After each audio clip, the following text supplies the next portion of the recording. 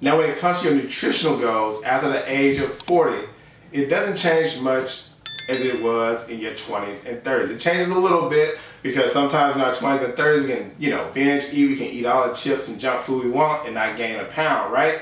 But now that has changed. Our hormones are changing during this time, both men and women. Men would tend to lose a little of our testosterone. Women, the estrogen's starting to drop, that type of thing. So we have to really hone in and figure out what's gonna work for us on a diet plan.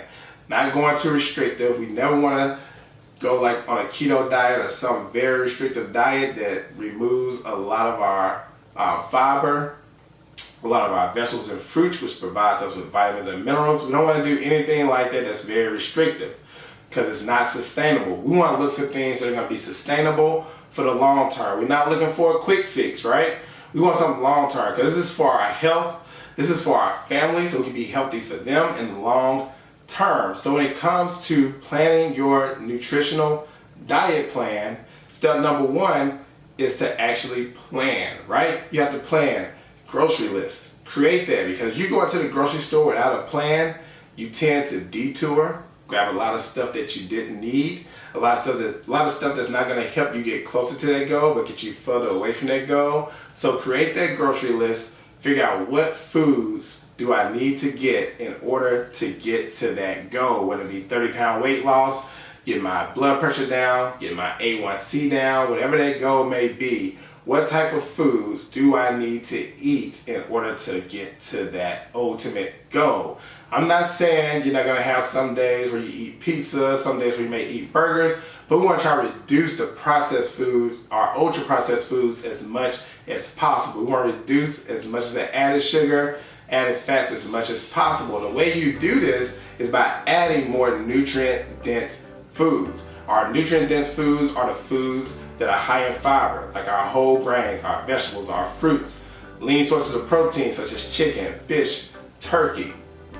Also, healthy fats such as avocado, olive oil, nuts, seeds. We're looking for these highly nutrient dense foods because over the last 10, 15 years, we've been eating very calorie dense foods. Those are our cookies, our pies, our cakes, potato chips. These are very calorie dense, so they provide us with 600-700 calories, but they lack in nutritional value, right? They give us all the added sugar, they give us all the added fat, but no nutritional value.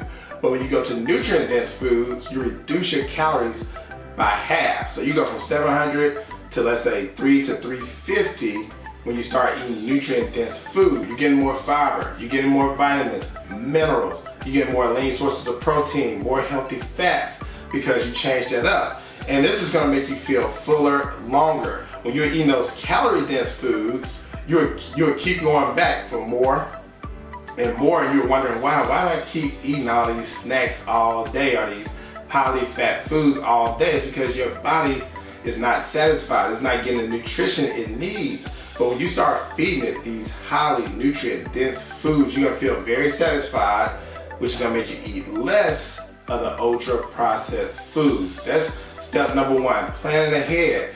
Another thing you can do when you plan ahead is, let's say you have events with your kids after school or on the weekend. You just didn't quite plan a lunch or anything for that day. You got to go out to eat, right?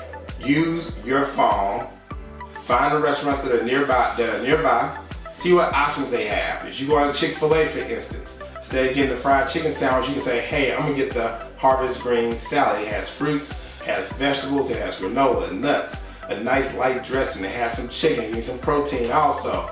And if the calories are too high, you can easily eat half of that salad for that day, and then the next day for lunch, have the other half. This is how you strategically plan your nutrition or your diet ahead of time so you make the right choices when those days come up. Because a lot of times the reason we fail is because we don't plan ahead when it comes to our nutrition, and that's going to be key. So those are our first two. The third thing you want to do when it comes to nutrition is you want to track your meals for at least 2 to 3 weeks. You don't have to do this for a long period of time because it becomes overwhelming trying to track that food day after day for months and months and months. And we don't want that. We don't want another task or another thing you have to do that makes it very inconvenient. I just want you to do this for like 2 to 3 weeks. Go to MyFitnessPal, or you can do it on pen and paper, whichever one works best for you. Now this way, when you track your food, this way you can know exactly how many calories am I taking in on average per day. How can I adjust this to reach my goal, right? How can I decrease the calorie intake? How much sugar, added sugar, am I getting in per day? I'm getting 90 grams of added sugar. How can I get that down to 25 grams per day? My sodium is 3,200 milligrams on average per day. How can I get that down to 1,800? When you know these numbers, it gives you a way to kind of plan and have a strategy to get these numbers down. Now, what most of us make the mistake of doing is we see these numbers and we want to change everything all at once. It's become very overwhelming. What I suggest is this. Take one thing, let's say it's the sugar intake, that's 90 grams per day, and you're trying to get that down to 25. Focus on that for the next 2 to 3 weeks.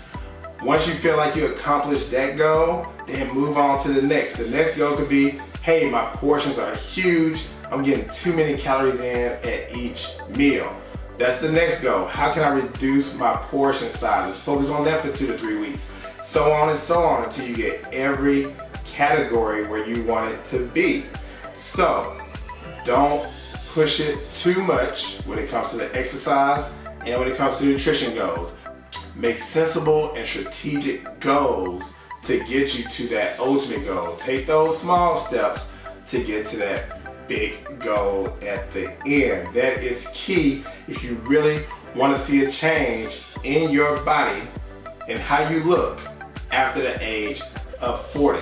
This is going to be very important if you want to see those changes happen. If you want to see that blood pressure going down, you want to see those inches drop, you want to get that A1C down.